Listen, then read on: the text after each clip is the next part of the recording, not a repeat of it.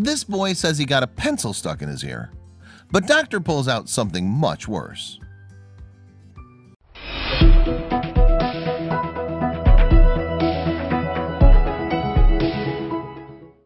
Children surprise and delight us. This boy was one such situation, but with a weird twist. He decided for whatever reason that it would be a good idea to stick a pencil in his ear, except it was actually something much worse. Some toddlers and young children put small foreign objects into their ears, noses, or eyes out of curiosity. Why? They're experimenting with the world around them and learning what happens when they try different things. Louis King was definitely no longer a toddler, so no one, especially his grandmother, was expecting what he was about to tell them. The statistics show that children under 4 years old are at the most risk of inserting small foreign objects into their ears, noses, or even their eyes. But it seems that some of them don't outgrow the bad habit quickly enough. Some of the most common objects are foods. Things like popcorn, dried peas, watermelon seeds, and chocolate-covered nuts. Louis opted for a tiny pencil stub. Easy to go in, not so easy to get out, as he would soon find out. It was while Louis's granny, Sheila King, was babysitting that this whole story unfolded. It was the family's routine that Granny would look after Louis while his mom was away at work. A common enough situation, but it's still a big responsibility to look after a very active little boy. She didn't realize just how wrong things could go under her watch. Any babysitter's worst fear, even grannies that are looking after their grandchildren, is that something bad happens to the child you're caring for. Sheila felt a wave of fear ice up her veins when he first uttered those words to her. Not only was there the fear and panic of the moment the accident happened, but there's also the anxiety and the knowledge that you now have to tell mom and dad. Her daughter would never forgive her if something bad happened to Louis, her pride and joy while under her care. So of course that's exactly what happened. Louis was completely silent, coloring in his room. She should have known that a quiet child is up to something. It was silent when it happened and completely preventable if she'd been watching him closely. But you can't watch a 10-year-old all the time. It was only when Louis started complaining about a pain in his ear that Sheila knew anything was wrong at all. If he hadn't told her then, it could have serious repercussions. She looked into the offending ear hole, but without any special tool on hand, it was impossible to see anything other than darkness and black. Time was of the essence now. Sheila quickly got her things together and followed the emergency plan. Would she make it in time? Louis began to cry and fuss with his ear when his gran couldn't find anything. He was picking up on her panic and the seriousness of having a foreign object lodged inside his head. She almost had to hold his hands down as he clawed at his face, panic making the pain inside worse. Sheila knew it was time to get to the emergency room. Sheila finally arrived at the hospital with the little boy in tow. But now he'd slipped from panic into sobbing tears.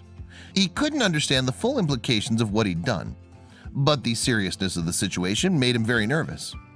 They wouldn't have to wait long to hear what the doctor had to say. Dr. Philip Russell was the doctor on rotation that day. He looked into Louis's ear but soon realized he'd need much more sophisticated tools to identify where the pencil nub was. The boy's ear was completely blocked. Louis tried not to wriggle as the doctor fiddled inside his ear. It was a long wait with an unknown prognosis. The pencil was lodged so deep in Louis's ear that it took a lot longer than anyone expected to get the tool around it, but eventually Dr. Russell managed the near impossible. He told Louis to hold very still as he extracted the dangerous piece of wood and graphite from deep inside the boy's ear canal. As the object reached the opening of the boy's ear, everyone was stunned. It looked nothing like a pencil at all. "You've done a good job of it, I'll tell you that," the doctor comments to Louis on the sheer depth of the object. His gran looks on and shakes her head in dismay. "Is that all of it or just part of it?" the doctor asks, and Louis responds with a decisive, "That's all of it, I think. Yeah, that's all of it." But the doctor wasn't satisfied with just Louis's word. "Let's have another look in your ear," he said as he tilted the boy's head again to complete the search. What he saw inside left the doctor feeling very uneasy. A tiny, round, and rather wide object balances on the doctor's forceps. Louis, feeling some relief in his head, turned as soon as it was out. He didn't seem too worried that the pencil in his ear was actually a whole battery. "That happens to look more like a watch battery to me," Dr. Russell questioned the boy. "Are you sure it was a pencil?" And suddenly Lewis wasn't so sure anymore. I don't think it actually was now. Having a pencil lodged inside your ear is dangerous enough, and the risks are obvious, as Dr. Russell explains. The worst case scenario is that he gets a deep-rooted infection, and that could affect his hearing, balance, coordination, and if left long enough, he could even go deaf with it. It was a lucky thing that the skilled doctor was able to find it and remove it entirely. I can't see your eardrum, which means it's gone. It means you've made a hole in it. Now, that can happen with things like this, the doctor said, addressing the upset Gran. We don't repair it or anything, it will repair itself. Luckily for Lewis, the eardrum is much like skin and should grow back naturally within 6 weeks. Now, a lucky break for Granny too, according to Lewis. The pencil was stuck into his ear not that day, but a full week earlier. He must have started getting a sore ear or just plain worried that his own attempts to get it out were in fact only forcing it deeper. Either way, Gran was in the clear since none of this happened on her watch. Where he would have got that from and how it got in there, I don't know, she admits to the camera filming her. It's not unusual for children to stick things in their ears or noses, or even other kids' ears and noses. But what is unusual is thinking you've stuck a pretty large object like a pencil in your ear, and then it turns out to be a battery. And while a pencil sounds super pointy and stabby, it's actually a far cry better than the danger a battery poses. A battery left unchecked could leak acid, which could really complicate things. Dr. Russell says it happens fairly often that kids stick things in their ears and noses. The fact that he said it was a pencil and it turned out to be a watch battery, I'll tell you, that's pretty bizarre. But we've seen this kind of thing before. Recently, a girl with a runny nose was discovered to have a clothespin in there.